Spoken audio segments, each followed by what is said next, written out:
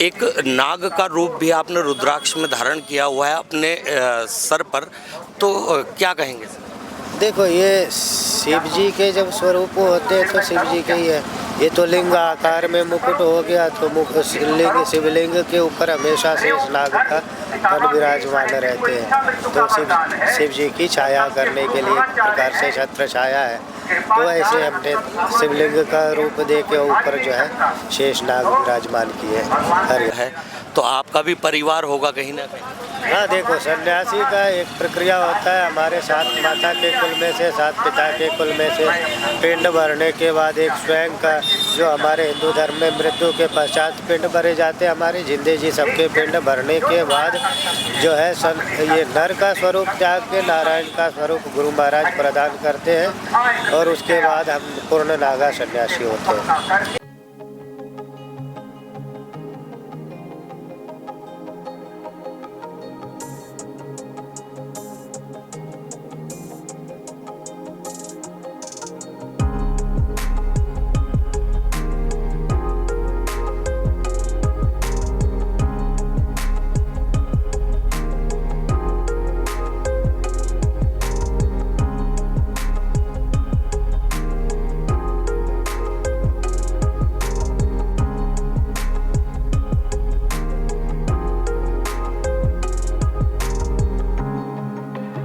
नमस्कार दोस्तों, 23 सुर्खियों में आप सभी का फिर से स्वागत है और मैं सनोज कश्यप फिर से जुड़ा हूँ आपके साथ।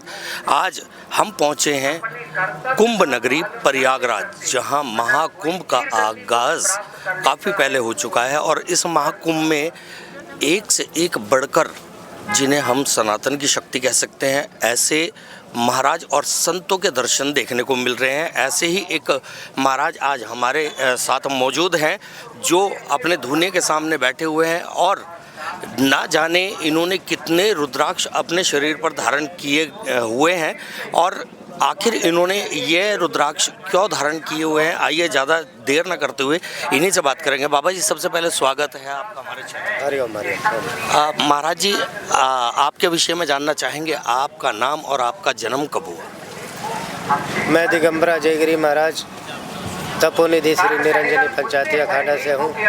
लोग मुझे रुद्राक्ष बाबा के नाम से भी जानते हैं। हरिओम। बाबा जी, आपके शरीर पर इतने सारे रुद्राक्ष आपने धारण किए हुए हैं, क्या रहस्य है इनका? देखो, हम नागा सन्यासी हैं। नागा सन्यासी के वस्त्राभूषण भी रुद्राक्ष भभूति होते हैं, तो हम सभी नागा साधु रुद्राक्ष तकरीबन धारण करते हैं। और मैंने विशेषतः 11,000 रुद्राक्ष धारण किए हैं। 11,000 रुद्राक्ष अपने आप में विशेष महात्मा रखते हैं। शिव पुराण के अनुसार 11,000 जो रुद्राक्ष धारण करे वो भगवान शिव के रुद्र स्वरूप होते हैं। हम नागा साधु हैं। नागा साधु जो है दिगंबर होते हैं। दिगंबर शिव जी के ही गण, शिव जी के स्वरूप होते हैं, तो हम ये धारण करते हैं। हरिओम। बाबा जी, अगर बात करें सनातन धर्म को लेकर, तो महाकुंभ में जिस तरह से नागा सन्यासी आप साधु संतों के दर्शन होते हैं, कहीं ना कहीं सनातन को आज अगर बचाने वाले कोई है तो आप साधु संत लोग ही हैं। अगर मैं आपसे पूछूं कि मतलब आप कितनी उम्र में आप ने संत को ग्रहण किया? मैं 14 वर्ष की आयु में संन्यास धारण किया था। अभी 41 वर्ष हमारी आयु हो रही है। ऐसा क्या हुआ कि आपने केवल रुद्राक्ष को ही अपने शरीर पर धारण करने का संकल्प लिया? देखो, हमारे जब संन्यास धारण करते कोई साधु बनते हैं, तो उनको गुरु महाराज से जो है कंठी के रूप में रुद्राक्ष प्राप्त होता है। तो उस रुद्राक्ष से ही हमारी रुद्राक्ष में रुचि बढ़ गई और हमने रुद्राक्ष एक भगवान शिव के अश्रु से उत्पन्न हुए। हाँ, तो ये शिव जी का अंश है। हम नागा साधु शिव सन्यासी शिव योगी होते हैं। हाँ, तो हम रुद्राक्ष जो है धारण करते हैं इस प्रकार से। बाबा जी, जिस तरह से कहा जाता है कि रुद्राक्ष, जिसको हम रुद्र कहते हैं, भगवान शिव का ये भी एक नाम है, लेकिन हम देख रहे हैं कि आपने जो रुद्राक्ष धारण किए हैं, एक नाग का रूप भी आपने रुद्राक्ष में धारण किया हुआ है अपने सर पर, तो क्या कहेंगे? देखो, ये शिव जी के जब स्वरूप होते हैं तो शिव जी के ही है। ये तो लिंग आकार में मुकुट हो गया, तो शिवलिंग के ऊपर हमेशा शेष नाग का फल विराजमान रहते हैं। तो शिव जी की छाया करने के लिए एक प्रकार से छत्र छाया है। तो ऐसे हमने शिवलिंग का रूप दे के ऊपर जो है शेष नाग विराजमान किए। हरिओम। हम देख पा रहे हैं कि आपने शरीर पर अपने भस्मी भी लगा रखी है। तो एक संत जो होता है या साधु जो होता है, नागा सन्यासी जो होते हैं, इस भस्मी का क्या रहस्य होता है? देखो, भस्म है, भस्म शून्य स्वरूप होते हैं। हाँ, ये संसार क्षणिक है ना, भस्म मय हो जाने हैं। इसलिए जो है हम नागा साधु ये भक्ति को जागृत करने के लिए और भजन तपस्या करने के लिए ये भस्म धारण करते हैं। हरिओम। ये भस्मी भी अच्छा, आपने कहते हैं एक सन्यासी बनने के लिए सभी चीज़ों का त्याग करना पड़ता है, तो आपका भी परिवार होगा कहीं ना कहीं? हाँ, देखो, सन्यासी का एक प्रक्रिया होता है। हमारे 7 माता के कुल में से, 7 पिता के कुल में से पिंड भरने के बाद एक स्वयं का, जो हमारे हिंदू धर्म में मृत्यु के पश्चात पिंड भरे जाते हैं, हमारे जिंदे जी सबके पिंड भरने के बाद जो है ये नर का स्वरूप त्याग के नारायण का स्वरूप गुरु महाराज प्रदान करते हैं, और उसके बाद हम पूर्ण नागा सन्यासी होते हैं। तो इसलिए सबका त्याग तो पहले जरूरी है, इसमें सर्वस्व का त्याग ही सन्यास है। हरिओम। तो क्या कभी बाबा जी ऐसा ख्याल नहीं आया कि मतलब अपने परिवार से मिलने की इच्छा हो? देखो, हमारे गुरु महाराज लोग कहते हैं कि एक परिवार को त्यागो, बाकी सारे जो है अपने परिवार तुल्य हैं। तो हम जो है विश्व की कल्याण की कामना से भजन तपस्या करते हैं। तो सभी जो है अपने हैं, सब अपने परिवार हैं, ऐसी कोई बात नहीं। और किसी के परिवार आके दर्शन करना चाहे तो कोई ऐसी बात भी नहीं कि वो भगा देंगे, क्योंकि उनके लिए सब एक समान है। कोई आओ, कोई जाओ, कोई दर्शन करे। हरिओम। बाबा जी, एक आखिरी बात आपसे और जानना चाहेंगे, और आपको बता दें एक संत और हमारे साथ मौजूद हैं। किस तरह से महाकुंभ जो प्रयागराज में लगा हुआ है, ऐसे में हमने पहले भी बताया है कि कई साधु संत हमारे साथ इस मेले में आपको देखने के मिलेंगे, और जो अपने आप में अलग ही रहस्य रखते हैं। बाबा जी, आपका भी स्वागत है हमारे चैनल में। बाबा जी, आपसे जानना चाहेंगे थोड़ा सा, जिस तरह से बाबा जी ने अभी बताया कि उन्होंने सनातन धर्म को लेकर अपने गुरु की आज्ञा मानकर रुद्राक्ष जो है उन्होंने धारण किए हैं, तो किस तरह से देखते हैं? रुद्राक्ष का मतलब है ये रुद्र के अक्ष माने आँख से निकला हुआ है। आंसू के रूप में रुद्राक्ष भगवान शंकर जी से प्रकट हुआ था। शंकर जी ने हजारों वर्ष तक समाधि लगाया था, तो हजारों वर्ष के बाद भगवान शंकर जी ने जो है आंखें नेत्र खोले तो आंसू निकला था भगवान शंकर जी से, और पृथ्वी पे गिरा था आंसू। उसी से जो है रुद्राक्ष का प्रादुर्भाव हुआ था। तो वही रुद्राक्ष है। ये रुद्र माने भगवान का साक्षात स्वरूप ये रुद्राक्ष। और ये जो है रुद्राक्ष का मतलब ये जो दाना होती है इनमें, ये जीवंत होता है। बाहर से जड़ जैसे दिखाई पड़ता है, अगर ये दाना को आप लगाते हैं ना, अगर इसका अंदर का जो ये जो बाहर में जो बीज जिससे अंकुरित होता है, अगर इसको आप छिलका समिति बो देते हैं, इसके जो क्षेत्र होता है जहाँ ये होते हैं रुद्राक्ष का जो एक क्षेत्र नेपाल आदि में होते हैं ये, तो ये जीवंत होती है। अंकुर निकलता है और उससे रुद्राक्ष बनता है, पेड़ बनता है। तो पेड़ का फल है ये, पेड़ का फल है। तो वो पेड़ में भी चेतना है, पेड़ में भी चेतना है, समझे। बीज में भी चेतना है, गेहूँ में भी चेतना है, धान में भी चेतना है। और इसका जो है विशेष महत्व है, इसका विशेष प्रभाव होता है रुद्राक्ष का। जैसे ब्लड प्रेशर हाई होता है जिसको, तो रुद्राक्ष का अगर माला धारण करता है तो ब्लड प्रेशर को नियंत्रण करता है। और आज तो जो बहुत सारे इसके परीक्षण भी हुए वैज्ञानिकों द्वारा। तो जो एक मुखी से लेकर के रुद्राक्ष 14 मुखी तक पाए जाता है। संसार में ऐसा कोई जो है बीज नहीं है जो एक से लेकर के 14 रेखा तक होता हो, ऐसा कोई फल नहीं है संसार में। परंतु रुद्राक्ष ऐसा फल है, एक रेखा से लेकर के 14 रेखा तक पाया जाता है। देखो आंवला का देखो, जितना रेखा फिक्स होता था उतना ही रेखा होता है। बैर देखो, जितना रेखा फिक्स होता था उतना ही रेखा 5 रेखा होते हैं। आड़ू देखो 2 रेखा होते हैं। आपने आड़ू में कभी देखा 3 रेखा वाला? देखे नहीं देखे होंगे। आड़ू में 3 रेखा नहीं होता, 4 रेखा नहीं होते हैं, गेहूं में एक ही रेखा होते हैं। तो उसी तरह ये रुद्राक्ष देखो, ऐसे चमत्कार है इस रुद्राक्ष में। एक ही पेड़ में 1 रेखा भी पाई जाता है, 2 रेखा भी पाई जाता है, एक ही पेड़ में, एक ही वृक्ष में 3 रेखा भी पाई जाता है, 4 रेखा भी पाई जाता है, 14 रेखा तक प्राप्त होते हैं। परंतु 1 रेखा वाला दुर्लभ माना गया शास्त्रों में, 1 मुखी कहते हैं जिसको। तो वो किसी भाग्यशाली के पास ही वो मिलता है, 1 मुखी रुद्राक्ष।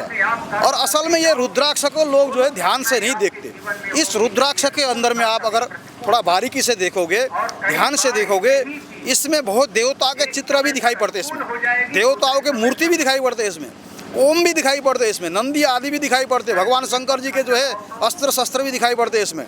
मेरे पास एक रुद्राक्ष है, एक क्या 2-3 रुद्राक्ष है, ऐसा रुद्राक्ष है, दुर्लभ रुद्राक्ष है। हमारे हरिद्वार में निरंजनी अखाड़े में रुद्राक्ष का वृक्ष है, 2-3 वृक्ष थे। अब तो एक आध वृक्ष कट गए, वहाँ एक बड़ा सत्संग हॉल बना था, तो उसके कारण वहाँ वृक्ष को जो है वहाँ से हटाना पड़ा। परंतु उसी पेड़ में से मुझे एक दुर्लभ रुद्राक्ष प्राप्त हुआ था, आज भी मेरे झोले में पड़ा हुआ है यहीं पर। तो वो रुद्राक्ष ऐसा रुद्राक्ष है, उसमें स्पष्ट रूप में ओम बना हुआ, ओम बना हुआ, मात्रा भी बना हुआ उसमें, अच्छा, पूरी, और अर्धचंद्र की मात्रा भी बना हुआ, बिंदु भी बना हुआ उसमें, समझे। हमने छिलके उतारे थे उसके छिलके मैंने ही उतारा था अपने हाथों के द्वारा। यानी महाराज जी कह सकते हैं वो साक्षात शिव, साक्षात, जब ओम है तो साक्षात शिव ही है ना। तो ओम ही तो परमात्मा का जो मूल मंत्र है, मूल नाम है जो है वो ओम है।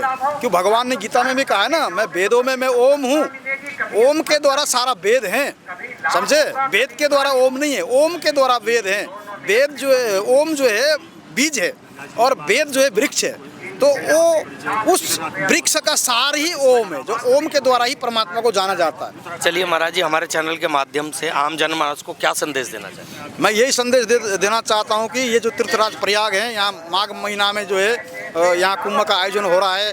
12 साल में कुंभ मेला लगता है, 12 साल में ये कुंभ मेला है, महाकुंभ। और यहाँ पर आएँ, यहाँ पर जो है त्रिवेणी में डुबकी लगाएं, साधु संत महात्मा का दर्शन करें, साधु संत के पास में आकर के जो है चरणों में बैठ करके जो है सत्संग का लाभ लें, और जो है अपने आप को जो है सत्संग रूपी जो अमृत के द्वारा जो है उस अमृत का जो मंथन करने, शास्त्रों का जब मंथन करके साधु संत के द्वारा जो अमृत वाणी के द्वारा, मुखार बिंद के द्वारा जो सुधा रस का जो है पान करें, और उसको अपने जीवन में उतारें, और उसको आत्मसात करें, और अपने आप को जो है इस संसार के जन्म मृत्यु के चक्र से मुक्त करें। हमारा ये जो मनुष्य शरीर मिला हुआ है, अपने आप को स्वयं को जानने के लिए, जान करके, आत्मा को जान करके इस संसार से मुक्ति प्राप्त करने के लिए ही परमात्मा ने मनुष्य को, जीव को मनुष्य शरीर प्रदान किया है। क्योंकि 84 लाख तो प्रजातियाँ होती है, 84 लाख के बाद ही मनुष्य शरीर नहीं मिलता है। 184 भुगत के पाइयो मनुष्य शरीर, सहज चुके भक्ति बिन फिर 84 पीर, बोलते ना सहजो भाई के भाषा में, कबीर के भाषा में, कुकर सुकर जो नहीं भ्रमे तहु लाज न आई, राम नाम अमृत छाड़ी खाए विषु विष खाई। ये विषय वासना को छोड़ो, सुनो ना, काम क्रोध लोभ मोह अहंकार आदि का त्याग करके परमात्मा की भक्ति करो। परमात्मा की भक्ति करोगे ही तो मुक्ति मिलेगी। जब तक परमात्मा का साक्षात्कार नहीं होगा, आत्मा का साक्षात्कार नहीं होगा, आत्मा ज्ञान की प्राप्ति नहीं होगी, तब तक जो है कभी मुक्ति मिलने वाली नहीं है। दुर्लभो मानुषो जन्मो देही नाम क्षण भंगुरः, बोला शास्त्रों ने, सुना, बड़े भाग मानुष तन पावा, सुर दुर्लभ सदग्रंथ न गावा, साधन धाम मोक्ष कर द्वारा, पाही जे न परलोगो सवारा। कि ये साधन धाम मोक्ष का ये जो है द्वार है मनुष्य शरीर, इसी द्वार में से होकर के ही हम परमात्मा तक पहुंच सकते हैं, परमात्मा में मिल सकते हैं, परमात्मा में समा सकते हैं, या परमात्मा के धाम में भी जा सकते हैं हम। तो इसीलिए ये मनुष्य शरीर परमात्मा ने अनंत जन्मों के पुण्य के संचय के बल स्वरूप जो है, फल स्वरूप जो है, ये मनुष्य शरीर परमात्मा ने दिया है। इसका सदुपयोग भगवान का भजन में ही है। सदुपयोग जो बुद्धिमान मनुष्य होता है कि अपना जीवन को भगवान में समर्पित करके रात दिन परमात्मा का नाम का जप करते हुए परमात्मा सुमिरन के साथ में निरंतर उसका ध्यान भजन करता है, और अपने जीवन को सार्थक बनाता है और भगवान में मिल जाता है, समझे। कि इसीलिए बोले गीता में श्री कृष्ण भगवान बोलते हैं कि जो जिस भाव का चिंतन करता रहता है रात दिन, उसी को प्राप्त होता है। यम यम वापि स्मरण भावम त्यजंतन्ते कलेवरम तम तव वेति कौन्तेय सदा तद्भाव भावित। तो जिसका चिंतन रात दिन करता है, जिस भाव से भावित रहता है प्राण छूटने के समय, उसी को प्राप्त होता है। एक लास्ट संदेश मैं देना चाहूँगा आपको इस टीवी के माध्यम से, इस चैनल के माध्यम से। वर्तमान समय में आज घर घर में मनुष्य जो है कुत्ते पाल रहे हैं। वो अज्ञानता के कारण घर घर में आज कुत्ते पाल रहे हैं, बिस्तर में कुत्ते को सुला रहे हैं। जड़ भरत की कहानी लोग बहुत सारे भागवत तो सुनते हैं, तो उसका सार नहीं समझ पाते भागवत का। आपने सुने होंगे भारतवर्ष का राजा थे जिसके नाम से भारत पड़ा, चक्रवर्ती सम्राट जड़ भरत, उनने हिरण पाला था। हालांकि अपने शौक में, अपने इच्छा से नहीं पाला था। कोई हिरण का बच्चा जो है उसकी माँ मर गई थी। मैं संक्षिप्त में कह रहा हूँ क्योंकि विस्तार से कहने जाऊँगा तो बिल्कुल बिल्कुल, हम भी चाहेंगे कि संक्षेप में बताएं। 2 मिनट। तो उनने हिरण के बच्चे को पाला था ला करके, और उनने गांव से दूध भिक्षा करके ला करके पाल पोस के उसको बड़ा किया। और बाद में हिरण के झुंड के साथ वो चला गया जंगल में, और उसी के जो है शौक में, उसी का चिंतन में, उसी खोज में वो जंगल में निकले, और जो है शोक मोह में उनका प्राण छूटा, उसको याद करते करते हिरण को, और अंत में हिरण के गर्भ में चले गए, हिरण बन के पैदा होना पड़ा उसको। तो कहने का मतलब भगवान ने गीता में कहा है कि कुत्ते को पालने वाला को कुत्ता ही बनना पड़ता अगला जन्म में। जैसे हिरण पालने वाला हिरण बन गए थे जड़ भरत, तो इसीलिए बोले घर में आज वर्तमान समय जो श्वान पाल रहे हैं उसको घर के बाहर रखना चाहिए, उसको खाना पीना देना चाहिए, उसको डंडा लाठी डंडा नहीं मारना चाहिए।